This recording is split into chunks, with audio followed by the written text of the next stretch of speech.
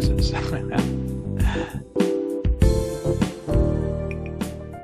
So what do you want to know about taxes? Just a simple how it's working on overview, or you have Yes, specific please. questions?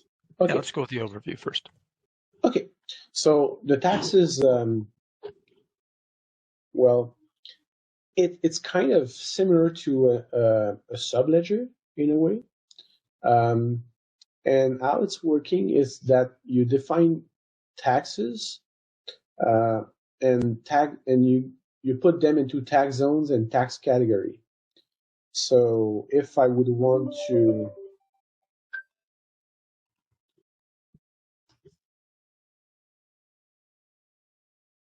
so the tax zones, the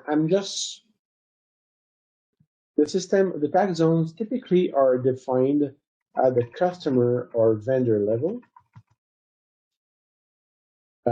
So let's say that you have GST and PST, as in province sales tax and government sales tax, whatever, or federal sales tax.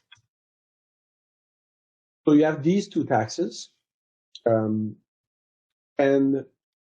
this is, for example, I don't know, 5%, and this is 9%. So you have these two taxes. You have tax zones that are defined at customer and vendor, and you have tax category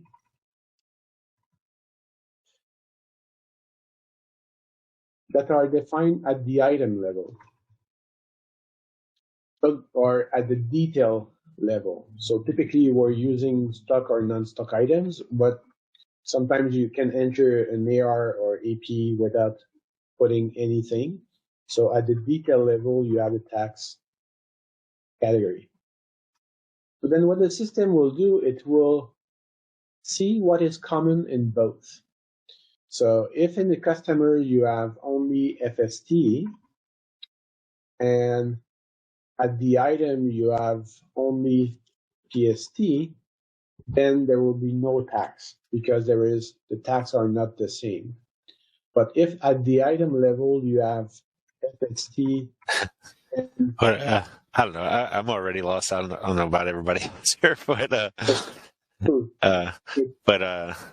one, I'm not familiar with these different. I mean, these are some kind of European taxes, right? But Canadian, but that's fine. Okay, so all right. So the way I would be using the tax module is I'm providing services to a customer, and I'm going to charge them sales and use tax. It's like a certain tax rate, let's say 8% on the cost of my services, and it's going to be in a certain every city, state is going to be different. So Right. Can you talk about this, like, kind of from that perspective, I guess? Sure. And then so when you're talking about items, I'm not sure what that exactly means in our system. So the item would be the service that you're charging for. So let's look at Acumatica.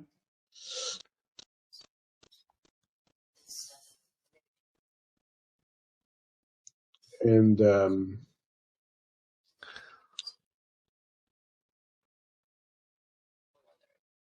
so I'll just, so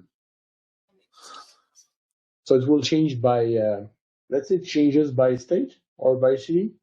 By city, yeah, let's say by city. So New York and I don't know. Yeah, whatever. Houston. Houston. Cool. We don't have a problem yet, but that's fine. Yeah. The customer is located in New York, and you have a service that is tagged to the category taxable.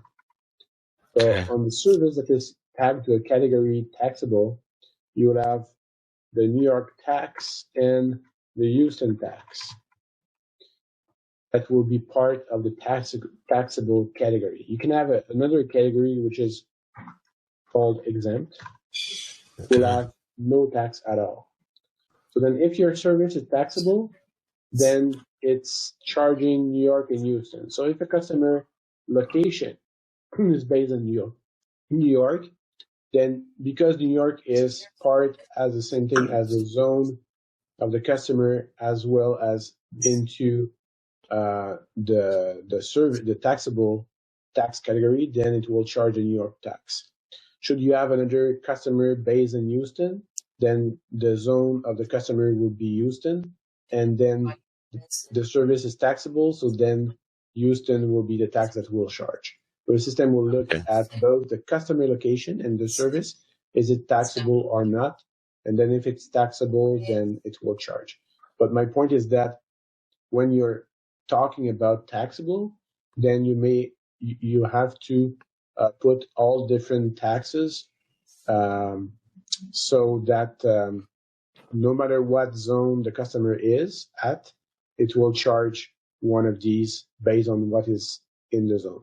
So if you would have another customer that is based on in Europe, for example, because the tax zone is Europe and doesn't match any, even if your service is taxable, then because Europe is not part of, it's not a tax that exists into the taxable, then it won't charge any tax. Is it Okay. a little bit better? So is it tied to customer? But let's say I have a customer that has multiple sites. Yeah. Like 500 sites or something in Actually, different states. Is it tied to right. customer or No, location? it's tied to the ship to address, the location. Okay. So if I'm looking at the customer, we'll just open the customer record. So on the shipping location here, let's take another one.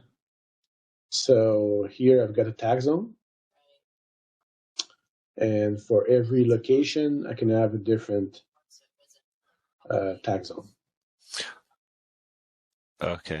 So I guess the key thing is when setting up a customer that has multiple sites, I would then need to provide several list of locations that they operate in the United States or whatever, all the different states. I would need to provide that. That has to be loaded into the system for each customer. And anytime we add a site, they add a site or whatever, load that in. Okay.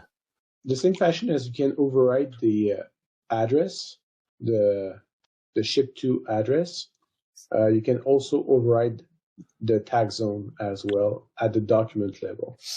So you see here the customer tag zone, you can change it. So it will be defaulted from the customer location, but you can change it at the header of the invoice.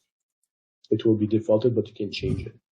So if you don't want to provide all different addresses and zones and blah, blah, blah, so then you can simply, when entering a new invoice, then you will change the address that is defaulted because it's another address, and then you can change a tag zone as well. Okay. And Eric, see if I have this right from a 10,000-foot view.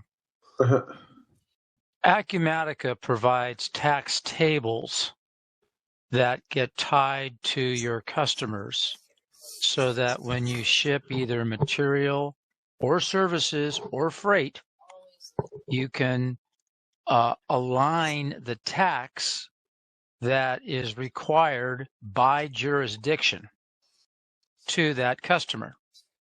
So going back 10 years ago, when taxes were typically associated with a brick and mortar building in a state, and one only had to collect taxes for activities out of that brick and mortar, it was pretty easy to build the data for customers in that state and what the applicable taxes were, and whether taxes even applied to service or freight in addition to material. About 5 years ago, the government said you can now start taxing with activity over the internet.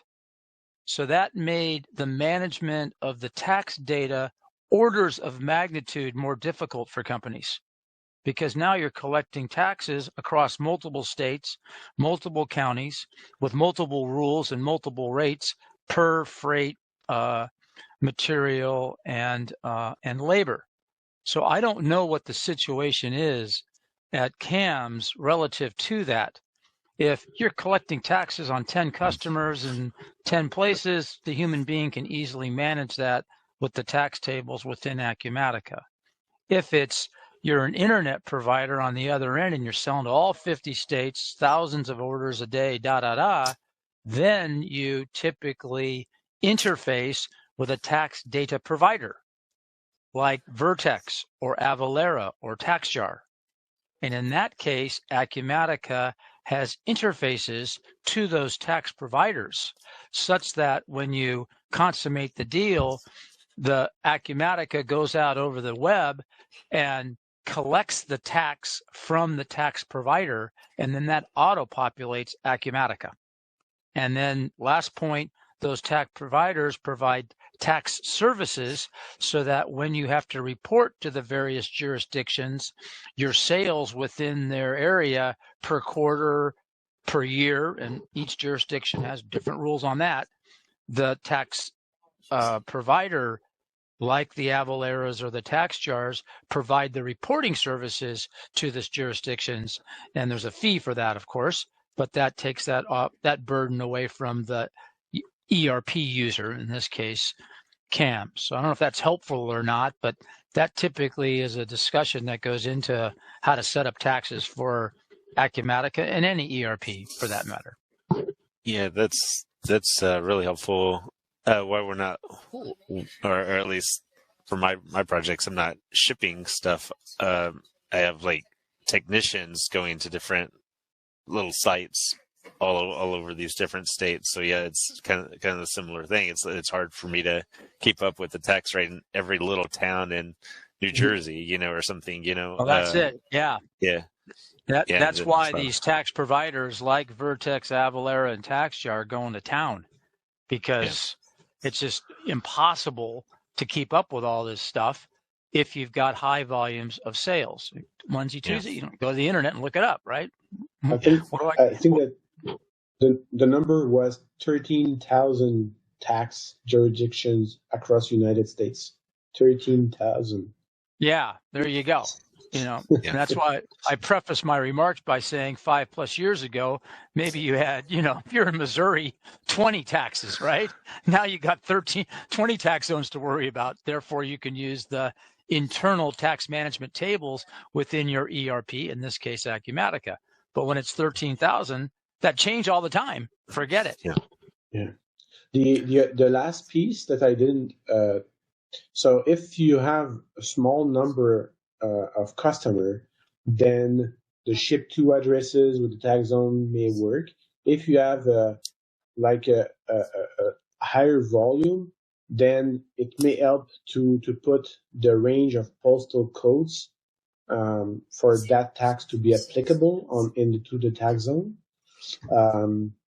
So this is another mean, but if you have, like Jim was mentioning, across the United States, a large volume, then an external tax provider is the way to go, because they will calculate the tax properly based on the side of the road that the customer is at, that you're shipping to, and things of that nature. So, This is Lynn. I have a question. So if we, and it does sound like we would probably need the external one just because of the nature of it may be a single customer, but again, in the locations could be anywhere.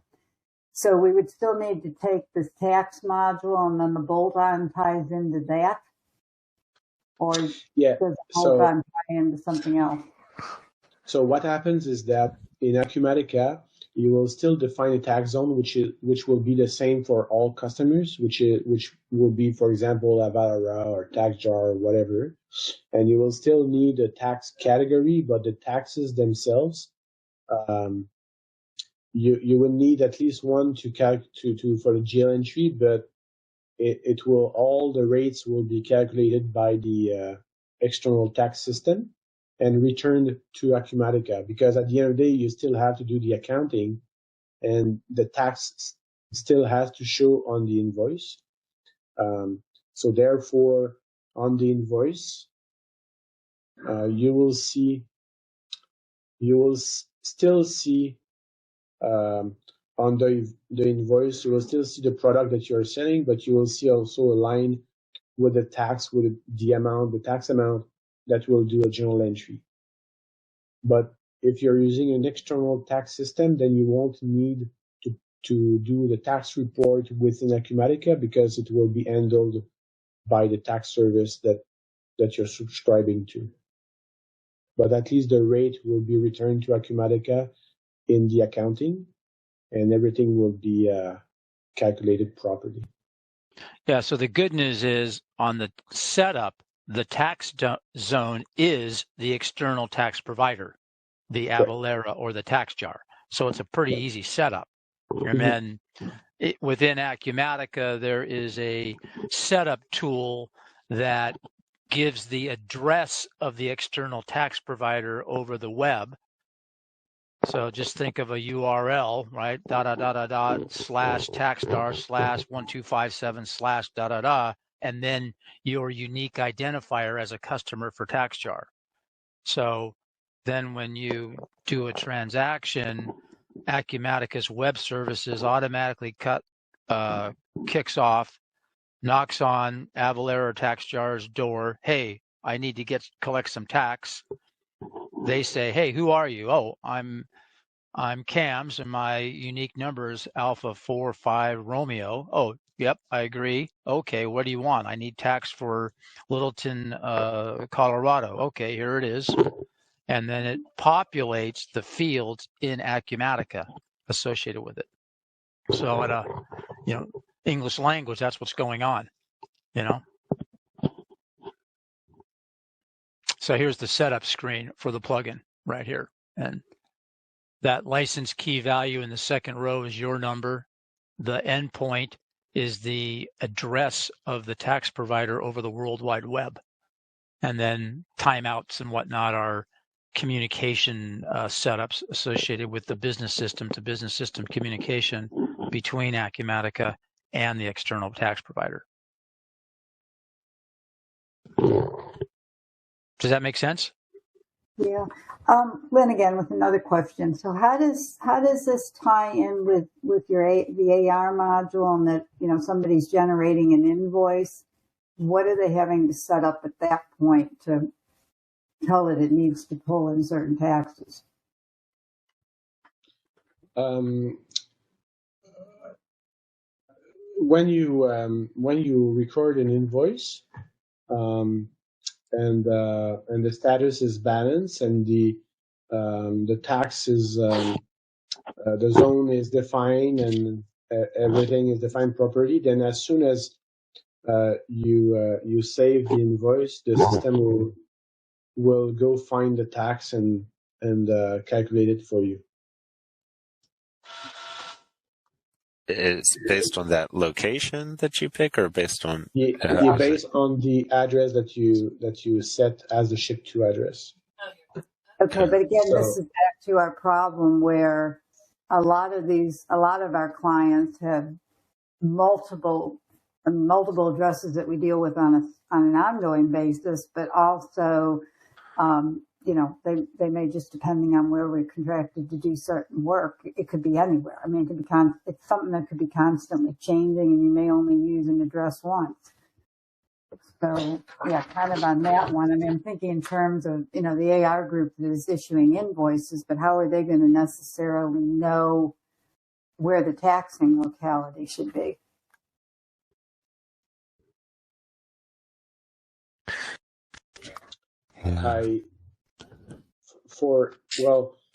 You have to ship. Is it you that ships the parcels or the goods to your customers? No, it's not necessarily. It's rarely shipping. Generally, this is labor or some other kind of service on that side. People physically generally it's going to be people physically at a location doing something or providing services there. Not so much product. Okay, so then you have the address. You have to have the address to which the service was delivered in a way. So if you have when you take, I don't know which modules you're using, so I apologize for that. But if you're using, for example, the work order, the service orders from Acumatica, that is an example. So then on the service order, you should have the ship to address, or the address to which the services are done or performed, or if it's a sales order or any documents in Acumatica, you should have the address. And since you have the address, then Acumatica, the external tax provider will put the will load the tax rate and will calculate the tax properly. But you have to have the address somewhere. So either it's enter because you don't. It's just a service that you do only once to that location, so you just enter it manually, or if it's somewhere that you go on a regular basis, then a location, in my point of view, should be created so that it will speed up the data entry. And these addresses can be imported as well. So if you have another system to do the service, addresses can be uploaded. I don't know if you want to add to that, Jim, to this. No, I think that's what I have. I was going to see. I don't think Marie had to leave. No, that's. And to enter the address, sometimes we could use Acumatica has a search. So if I'm typing a name of a company as an example, the system can retrieve it, and by selecting it, it would put the address. So that maybe speeds up the entry of an address if the addresses that you're doing services to are businesses. I'll just try to show you. And sometimes you guys have situations where there is no address because it's like an oil well or something out there in the, in a large tract of land. Yeah, I mean, that's definitely a consideration. Yeah, that's what I'm not sure there's a solution for that, right? Other than a zip code or something. It's probably the closest. Yeah. I guess one more. I guess I'm just connecting on some of this. So, is it possible to set up a vendor or a customer, not a vendor, but a customer with multiple locations, or, Sure. or is it a single customer? Oh yeah. You've got you have one-to-many capabilities because you can have a customer and or a vendor, or doesn't really matter. In Acumatica, at its core, a vendor, a customer, someone you do business with, a stakeholder, they're all a business account. And the business account can then, a type of business account could be a vendor, a type of business account could be a customer. Each business account allows for multiple addresses. Okay. Multiple locations. So, and also multiple contacts, by the way, right? So you have multiple contacts, so any multi you can think of, Acumatica supports. So here I've got my customer, he has 3 locations. So if I want to add a new location for that given customer, I can click on the plus sign, and then I can so this is the one-to-many we're talking about right here, right?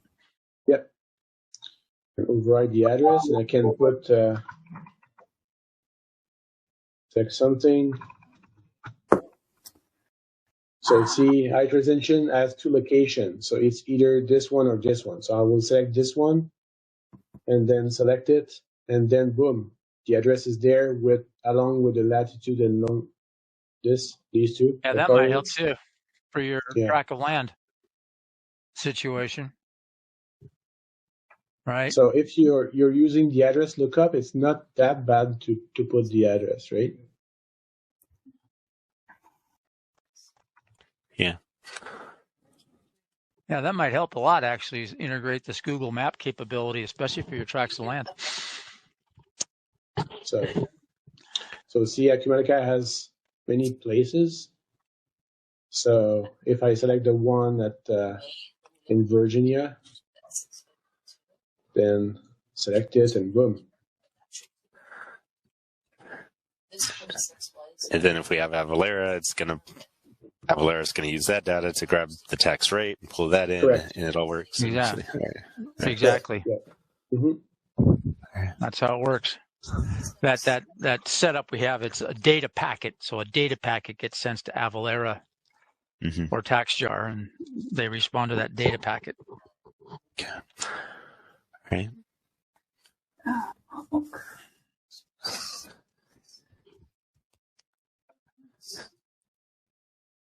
My technicians go to sites that are remote out in the middle of nowhere, and it's not like just one spot like an oil well. They're taking readings on multiple miles of pipelines that could cross from one county into another.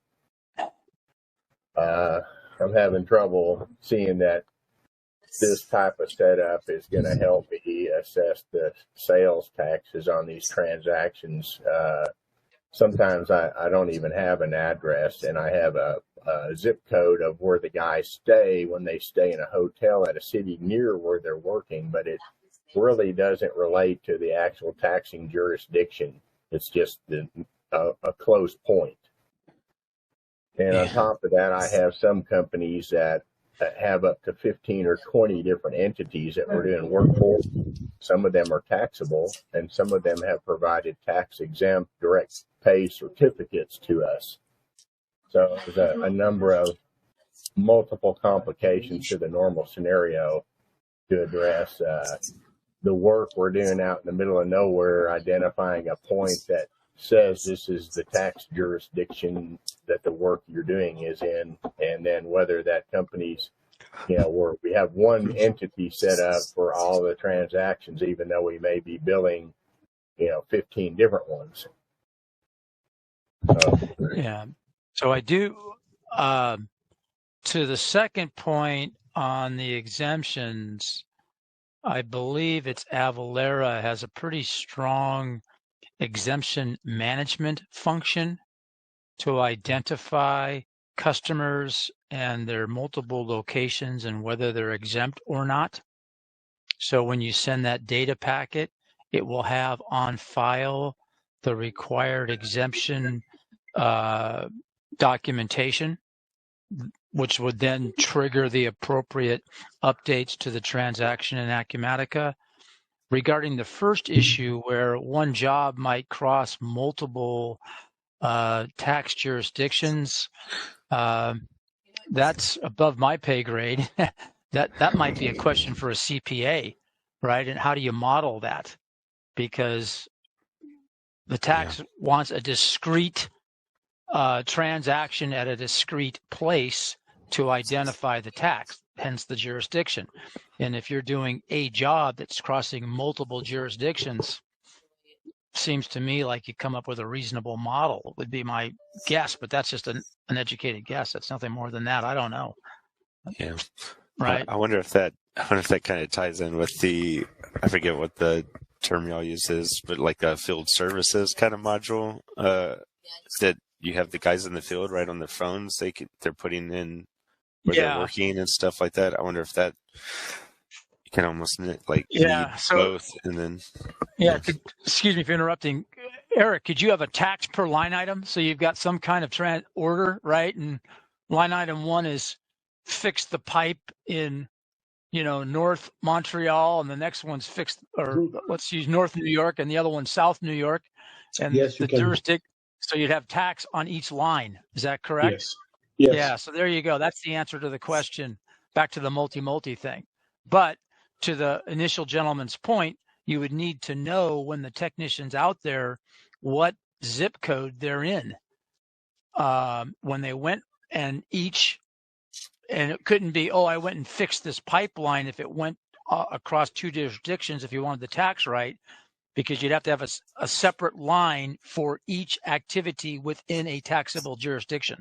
You'd have to let the system know that I've gone from tax jurisdiction 1 to number 2 and have a separate line for the activity. So I don't know if you can do that from a business standpoint.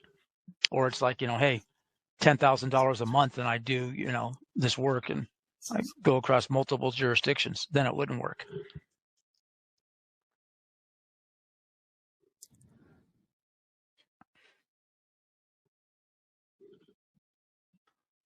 Does that make sense?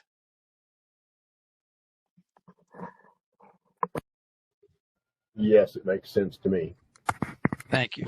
So we'd have to vet that out. But that's how, if you have to go to the atomic level in Acumatica, then you can have separate line items in what we call the detail section of the document. So the header is the top part, and that's the job.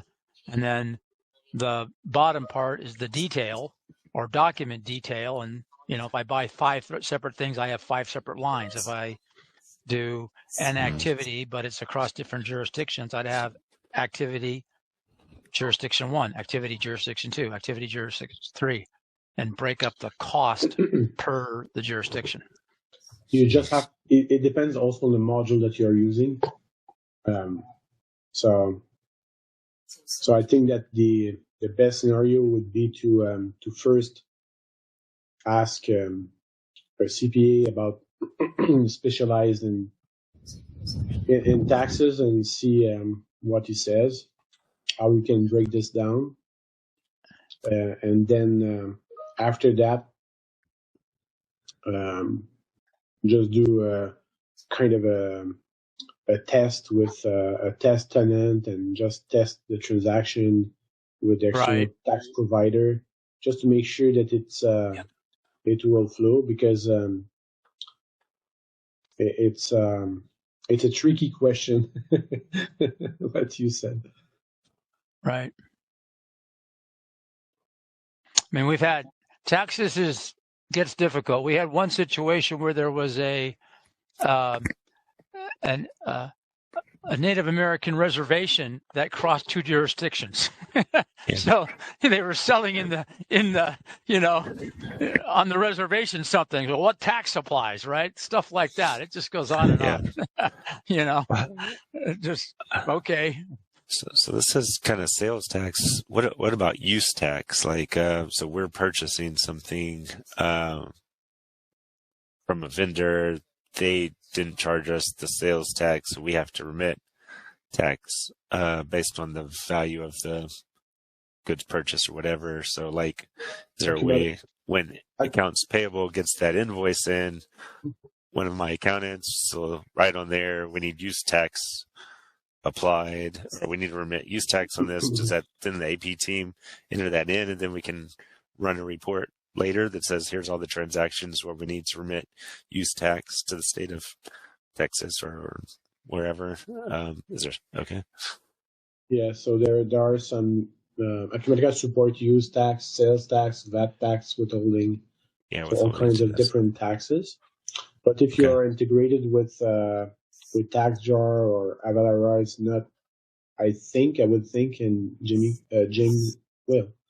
correct me if I'm wrong, but I would think that it will apply for AP as well, not just for AR. I'm not sure for that one. We'll have to verify. Yeah, back to the point that because the nature of your business, we probably want to throw this in a test tenant and hook it up to Avalara or TaxJar and run a few scenarios through. Okay. That's the best way to go. Yeah.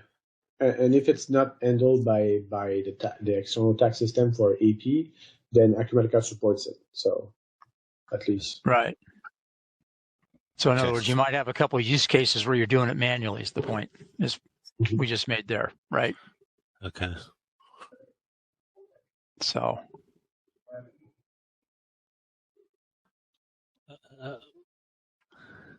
And this is what we're showing you here is the Acumatica has built into it a manual, and the manual you'll find is pretty informative.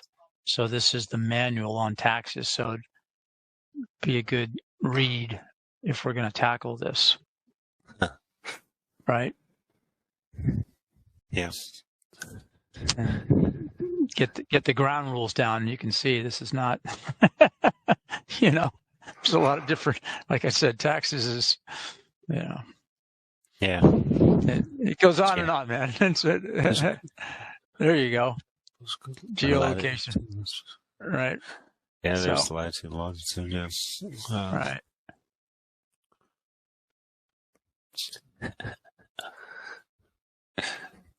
George, do your field guys track their latitude and longitude where they repaired that pipe? Sometimes that's all I get is a GPS coordinate. Well, good. We got that covered. That's funny. Right. So. Well, I mean, I don't know. It seems good conceptually, or at least better than what we have now. But the devil's always in the details, right? So, yeah, and especially like you said, setting it up, configuring it, yeah, and then keeping it updated every time you add a location, different things. That's always hard too, and time consuming. Right. So. But hopefully this gets you, handles 90% of it, right? And then the other 5 is, or 10, I should say, is ongoing. But that setup is better than what you got now, where now it's every deals requires a lot of human intervention.